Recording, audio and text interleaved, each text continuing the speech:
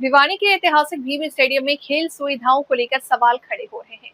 इस मुद्दे को लेकर जेजेपी के युवा प्रदेश अध्यक्ष दिग्विजय सिंह चौटाला भीम स्टेडियम पहुंचे। उन्होंने खिलाड़ियों से बातचीत की और स्टेडियम की मौजूदा स्थिति का जायजा लिया। दिग्विजय सिंह चौटाला ने स्टेडियम की बदहाल स्थिति को लेकर सरकार पर निशाना साधते हुए खिलाड़ियों को बेहतर मैदान, ट्रैक, प्रशिक्षण सुविधाएं उपलब्ध कराने की मांग की। उन्होंने कहा कि भिवानी ने देश और हरियाणा को बड़ी संख्या में प्रतिभावान खिलाड़ी और पदक दिए हैं, लेकिन खिलाड़ियों को बुनियादी सुविधाओं के लिए ही जूझना पड़ रहा है।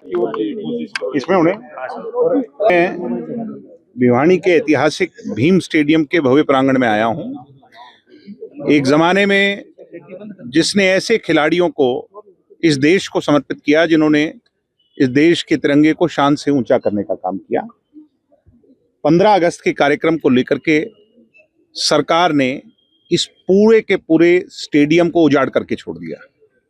जेसीबी से पूरा जो ट्रैक है उसको उखाड़ करके सिर्फ और सिर्फ जो है ये दलदल छोड़ा है खिलाड़ियों के लिए।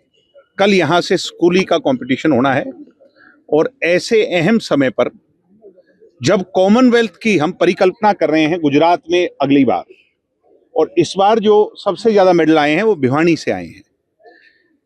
बेसिक बुनियादी फैसिलिटीज में हरियाणा पिछड़ रहा है। हम कैसे मेडल की आगे, कैसे स्पोर्ट्स फैक्ट्री को आगे बढ़ाने की उम्मीद कर सकते हैं? मुख्यमंत्री जी को कहूंगा, आंखें खोलिए, नींद से जागिए। हिंदू मुस्लिम से कुछ नहीं होगा और ये राजनीतिक बात भी नहीं है। ये बात है इस मिट्टी से सोना उगाने की। इस मिट्टी से सोना तब उगेगा जब आप अपनी नीयत को सुधारोगे और खेल खिलाड़ी को आगे बढ़ाओगे। आर्मी की जो भर्ती है वो 2 तारीख से है। दिल्ली पुलिस की भर्ती आई हुई है, 19 से है, यानी 2 दिन बाद है। आज 17 में हम हैं, तो हम कैसे उम्मीद कर सकते हैं इन स्टेडियम पर तैयारी कर करके आप भर्ती में हमारे बच्चों को आगे कैसे? आप जो बात करते हैं अग्निवीर की, क्या इन मैदानों में अग्निवीर पैदा होंगे? एक तरफ अरबों खरबों हमारे देश के टैक्स पेयर्स का पैसा गुजरात ले जाया जा रहा है, कॉमनवेल्थ खेल वहां कराए जा रहे हैं, जबकि होने तो हरियाणा में चाहिए थे, मगर हरियाणा को उसके हाल पे छोड़ दिया गया। आज वो हरियाणा के खिलाड़ी जिसके साथ मोदी जी मेडल दिखा करके कहते हैं ये असली लाल हैं, उन लाल की अगली पीढ़ी की पैदाइश अगर इन मैदानों में होगी तो बहुत चिंता की बात है। इसके लिए मेरे को आज सूचना मिली, मैं आया।